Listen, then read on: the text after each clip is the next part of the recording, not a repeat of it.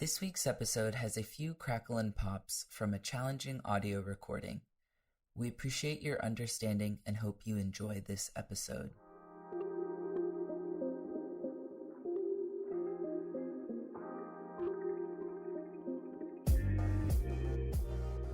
Happy birthday and good morning.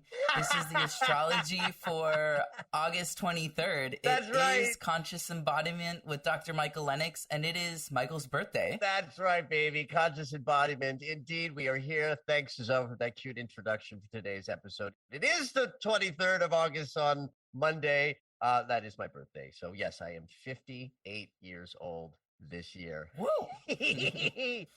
Oh, yes. In fact, it is sort of, this isn't quite my anniversary of astrology, but since it is my birthday and we're talking about it, it is about 25 years since I picked up my first glancing into astrology. So I am delighted to be offering this podcast into the world as I cross over the threshold of 58. So thank you, Zoe.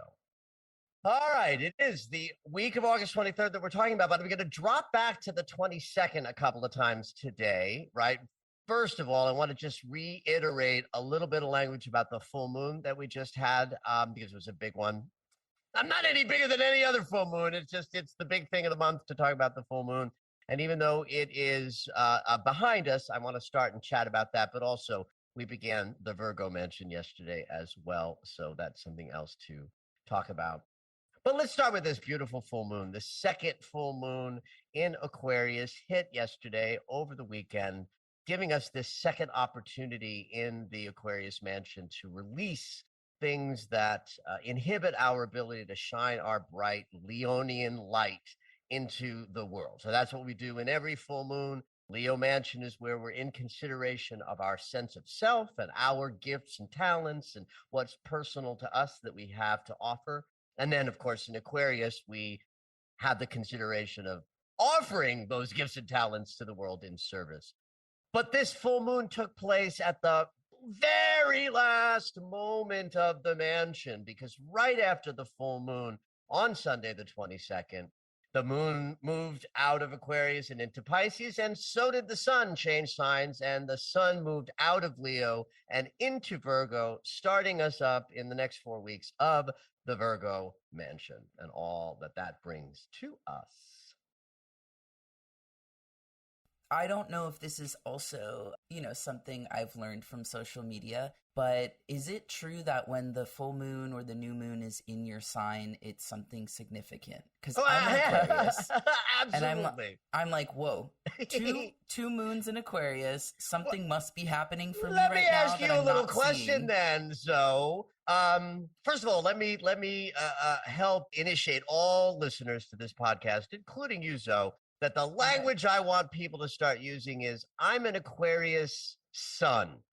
Okay. Because I'm an Aquarius sun. That's right, honey, because your sun is in Aquarius. And of course, that does describe the integrating central hub of you, because that's what the sun represents in astrology.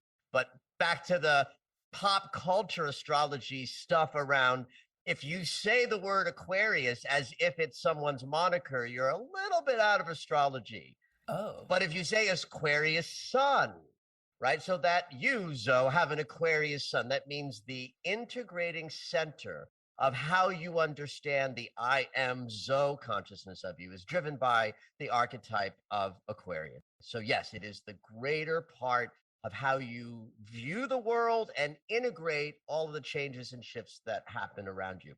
So it is absolutely accurate that a full moon in your sun sign is a greater opportunity to shift or release or let go of things, because the planet out there, or the luminary in this case, that represents how we connect to the unconscious, is lighting you up more directly than someone whose sun is in another sign.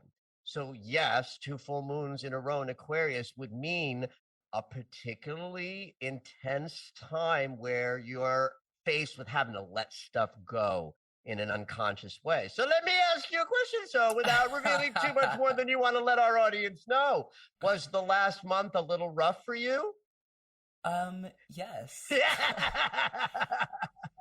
I would say not like mid-pandemic rough, as I'm sure listeners can relate, but there have definitely been moments where I've had to look for the lesson. Beautiful. So there you go. The unconscious is always going to operate when the full moon is what we're talking about, because the moon is our connection to the unconscious mind, which is the much greater experience of life, though we are conscious beings, and that sort of tricks us into thinking that what we're consciously aware of is everything that we're dealing with. But that ain't the case. The much, much, much greater experience of the human condition is unconscious. So full moons trigger that, rise that up, because of the moon's connection to the unconscious from a symbolic, meaningful place. So yes, as an Aquarius, Sudzo, it was a particularly dicey month for you because the moon hit your sign twice. Interesting. So yes, indeed, as of the 22nd of August, we are in the Virgo mansion. The sun has now aligned with the sign that is ruled by both Mercury and Chiron. This is what I want to focus a little bit extra attention on, to what to expect for the next 4 weeks in Virgo mansion is the emphasis of Chiron's rulership of Virgo. There's something profound about the way the sun sign evolution sort of plays itself out. In fact, here's a little plug for all y'all out there who want to get a little taste of how I think about sun signs. I have a masterclass that you can get to for free. Just go to michaellennox.com, and the first thing you will see is take me to my free masterclass. Click that button, and you'll see my teaching about this whole thing. I'm going to give you the real quick overview of the consciousness of the first 6 signs of the zodiac, Aries to Virgo. To understand this evolution, we start out actually not in Aries, but in Pisces, the void, this sort of infinite possibility field where all things, come from and emerge out of. And in that void, there's an energy that says, I'll go. And that's Aries. Aries dives into the void and springs up into consciousness saying, I am. Then right after that, the evolution is into Taurus. Taurus says, well, where am I? If I am, then I must be somewhere. And Taurus, that first earth sign, creates the earth herself in a sense of grounded form. I'm in form. The very next evolution after we have form is thought, word, communication. Gemini comes next saying, we must communicate about this experience of consciousness or we cannot progress it forward. Cancer then adds her little perspective to the mix, which says, well, it must be safe and protected in order for life to occur. Then Leo sort of grabs right on after that and says, yes, and now that we're protected and able to care for self, it's all about joy. That Leo mansion is here to teach us that joy, creative expression, and play is why we're here. We're here to play and have a good time. And then Virgo goes, there is business. Well, it's true. But really what Virgo says is, I've got the very thing you need to make all of that happen. It's called a body. So Virgo hears, the I am of Aries in the grounded form of Taurus, the need to communicate through Gemini, the care that's needed that Cancer introduces us to, and the demand that we be playful and creatively expressive, and says, I'll make a body and you can do all of that with this thing I'm going to offer you called the body.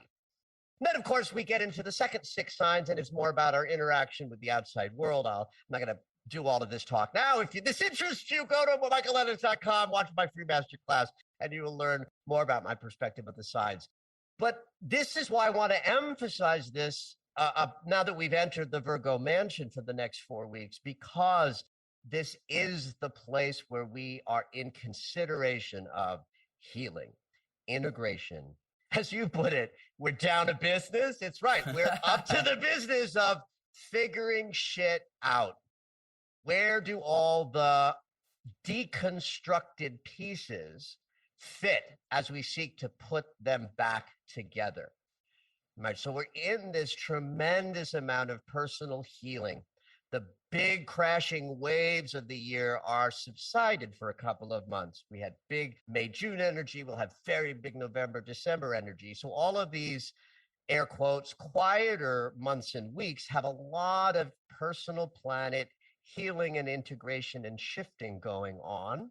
And when we enter the Virgo mansion, it's like we are treated to 4 weeks of spa visits and classrooms and all of the symbolic ways we figure out how to reconstruct all of that we've been deconstructing.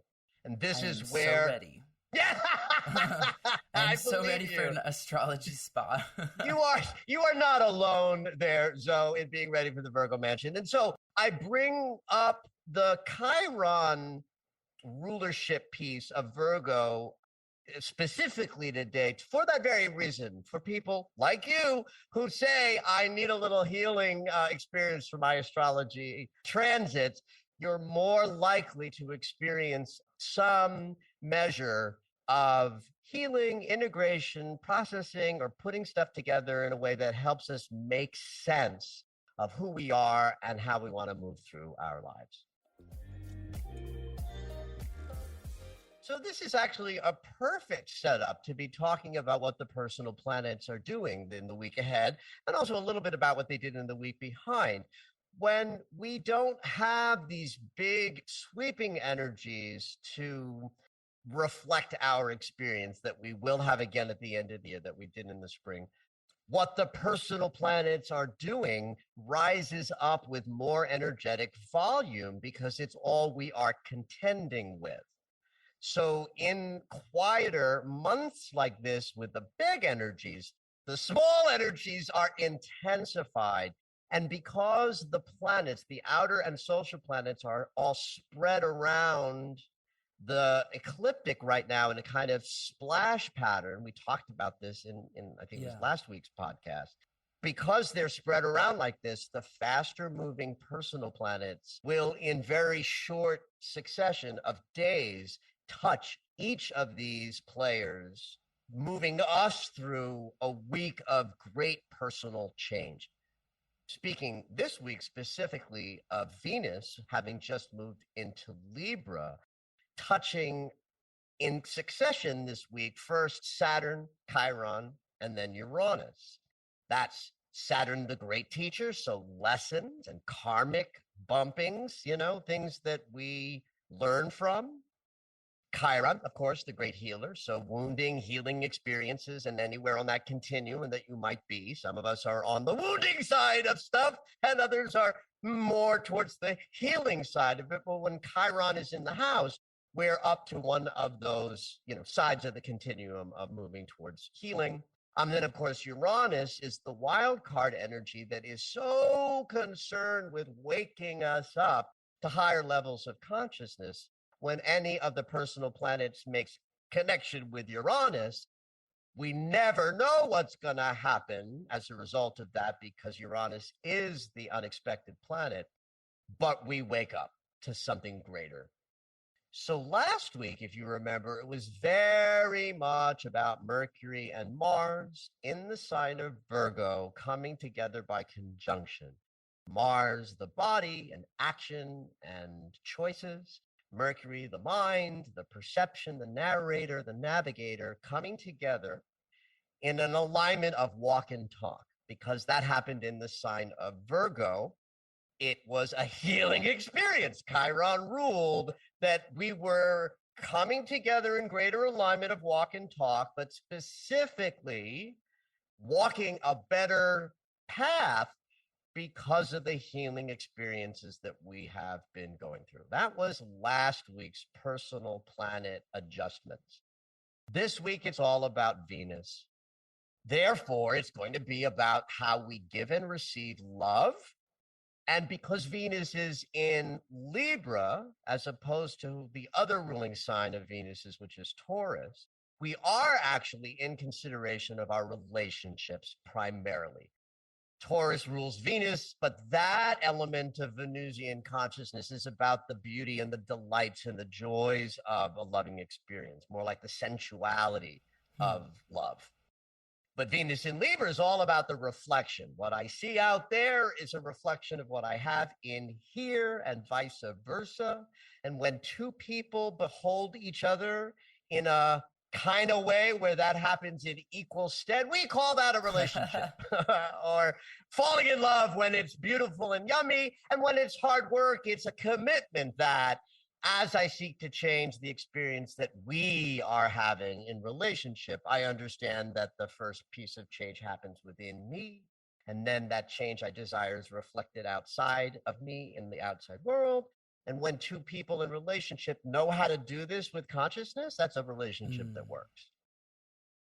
When you're in relationship land, pointing fingers and saying, I'm unhappy, you have to change, that ain't quite the way relationships work at their best sort of views. But when we do the opposite, then we're cooking with gas. When we take responsibility for everything and therefore put all the impetus for shift and change inside of us, then our relationships Shout out to all the improve. dysfunctional relationships out there. Well, yes, because I will say this about relationships in general. In this week of the third week in August, that dysfunctional relationships are likely to go through a bump in the road, revealing more of that dysfunction.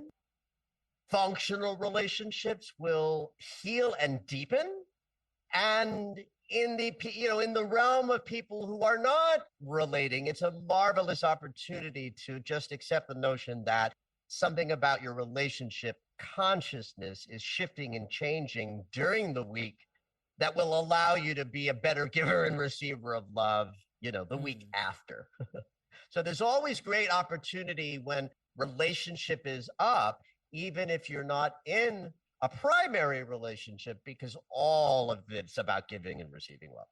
The first piece of this equation of Venus hitting Saturn, then Chiron, and then Uranus begins right as the week starts off, right on the 23rd. Saturn and Venus will square each other. So we start the process up with the lesson. I actually like this, because it begins with a notion of the teacher comes along and says, stop, it's a square, hard geometry.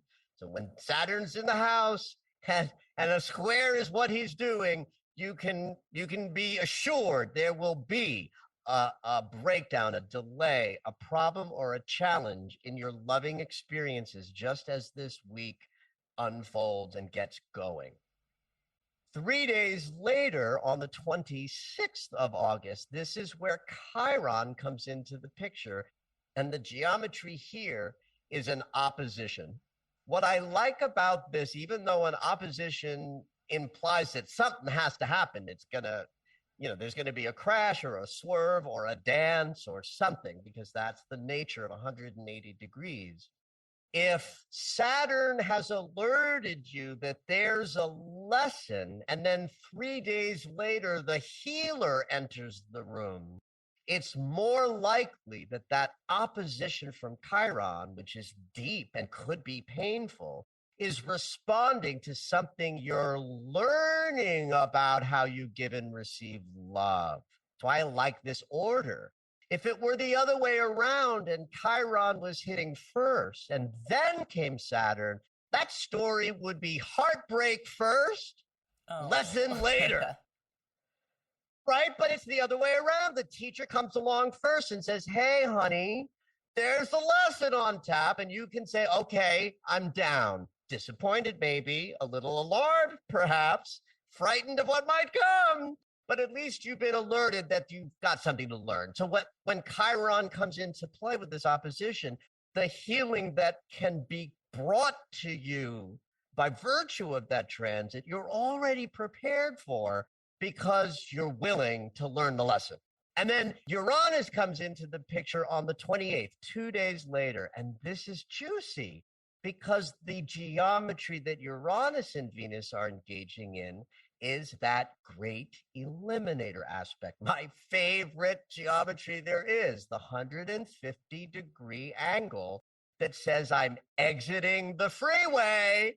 I don't maybe know exactly where I'm heading, but catch me in 100 miles and I will be in very different territory because of the small adjustment I make today. That reminds me of a very popular meme right now, and it's You're the car and you're on a highway, and you know how there's one sign for where you're going, and then you can take the off ramp and there's another sign? People will modify that, and say, continue on this trash route, and then the off ramp will be labeled heal your shit and pick something new. That's the exact image I'm getting right now. Exactly right.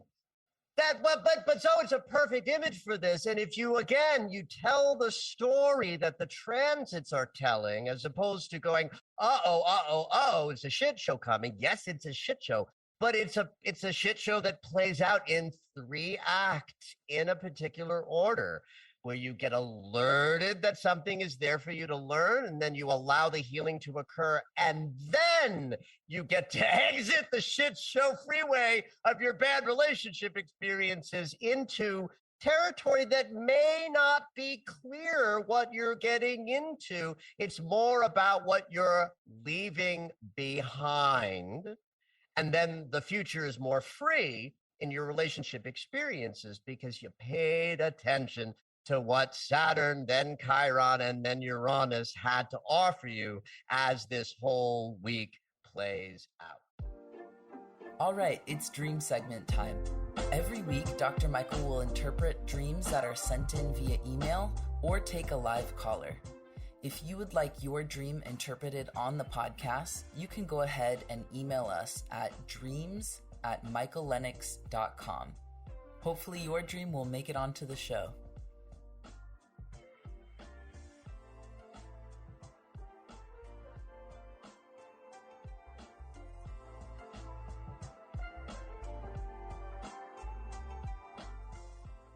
I know we have so many dreams in the inbox, and I'm happy to get to them. But before I forget, I had the weirdest dream last night, and it involved 2 famous people that I don't follow and are not on my radar. Oh, lay it on us.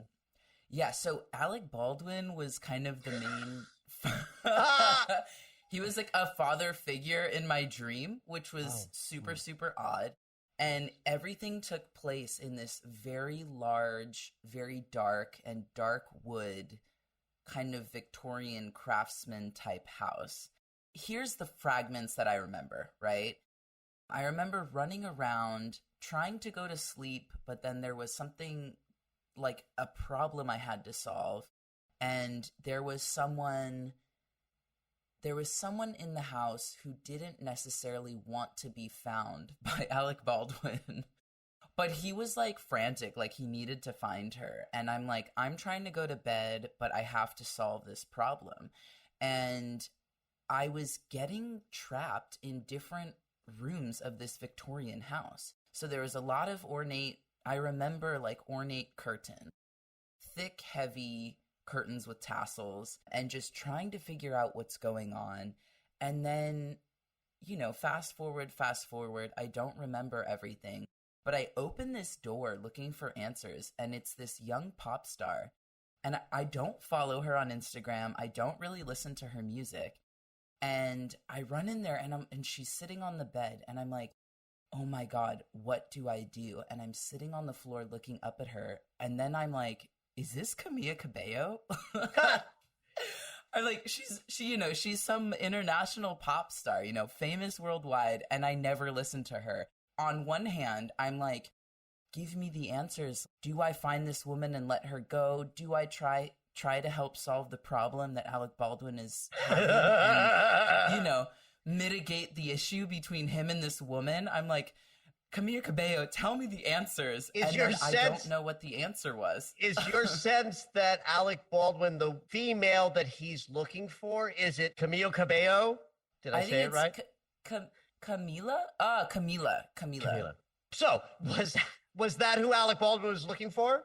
I think so, but I'm not sure. Either he was looking for her and I was like, honey, what do you want to happen?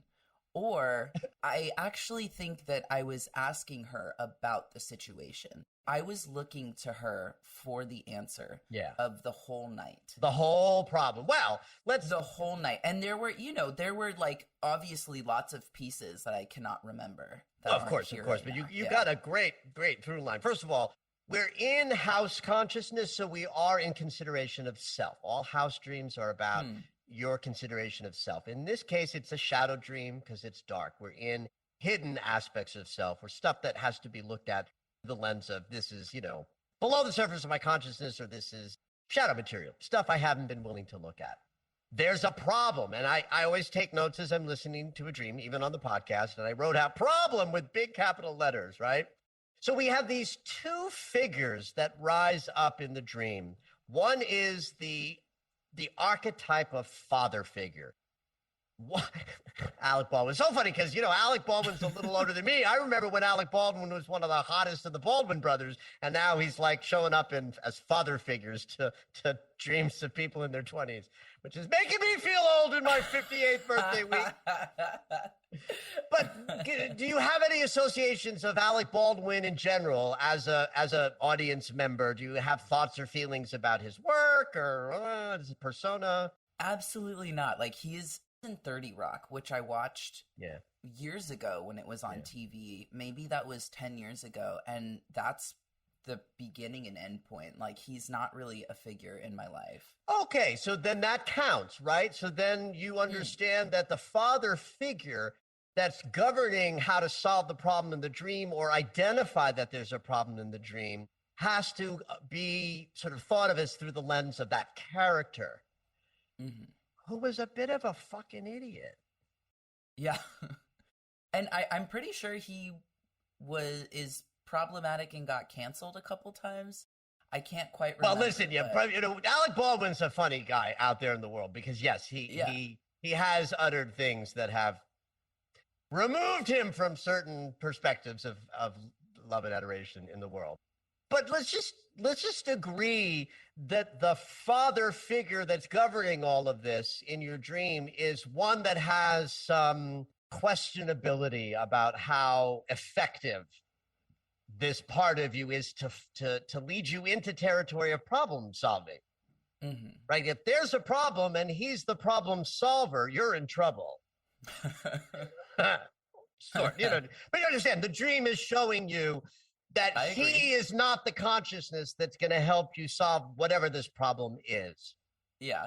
There's something interesting to me about the thick coverings on the windows, because windows symbolize our ability to see beyond, to see through the limitations, to see not only yourself on the inside of this house as a symbolic expression of you, but through the windows of that house would be like, well, how would I perceive the world through this piece of my consciousness? So there's just something very insulated about this problem you were looking to solve by virtue of the fact that you can't see out of any of the windows while you're in this house. So clearly, whatever this disconnect is that you're expressing in this dream, the one piece that is there to potentially lead you to the aha is this pop star. What can you say about her work or your thoughts about her? It might even be so that the fact that it's someone that you kind of know about, but don't really have any connection to, could also just be expressing your inability to find the right solution to whatever is troubling your sense of self at this time. So in a very loose way, this dream is just saying, yeah, you're having a little bit of struggle with how you're self-perceiving.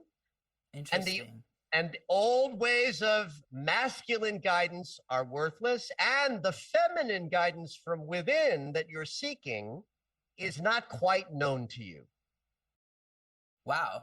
Dream interpretation is wild, because I just wanted to tell you about this funny and weird dream I had, and the fact that this pop star, like, I'm like, oh my God, tell me wait, are you Camila Cabello? That was just such an odd moment to me, but apparently this goes way deeper than, oh my God, a pop star was in my dream. But isn't this dream and sharing it with us today kind of also reflect the conversation we had about you, about the Aquarius full moon and the last couple of weeks? Yeah, I mean, I would say it reflects the personal astrology movement that my planets have been having for this week and last week of, you were saying, the teacher and the lessons, and things are moving forward. and with Virgo creating the body. So I think it'll be interesting to see what happens next week. And this image, this woman, this pop star, if you wanted to take this dream deeper, and this is really not for you, Zoe, but for the people who are listening, anybody who wants to take dream work deeper, this nugget, this image, this person in the dream is the one to sort of play with in your waking life. Interesting. Can you expand on Yeah, that? you know, if she's a pop star, listen to some of her music as an exercise. Not like, oh, I'm just going to check her out musically. No. It's like a way of saying, all right, my psyche wants to trigger some awareness. It's giving me this image that I don't really understand. But it's like this image has lots of other things I can do during waking life to play with it. I can look at her Instagram. I can view pictures and see if that stimulates thoughts and feelings in me as I do. I can listen to some of that music and just let it marinate over you. Not in a manner of saying, I'm looking for an answer and I'm going to get it. When I listen to her tune, it's looser than that, right? It's just more like you respond to your unconscious giving you tidbits in your dream by playing with your unconscious in your waking life, by paying attention to this image, this woman, this pop star, just to see if you have another dream in a day or two that goes deeper. Noted. Thank you for listening to Conscious Embodiment, Astrology and Dreams with Dr. Michael Lennox. You can find us on Apple Music, the iHeartRadio app, and anywhere you find your favorite shows. Head on over to michaellennox.com for information on astrology readings, the Daily Astro Alert subscription, upcoming classes, and to join the mailing list.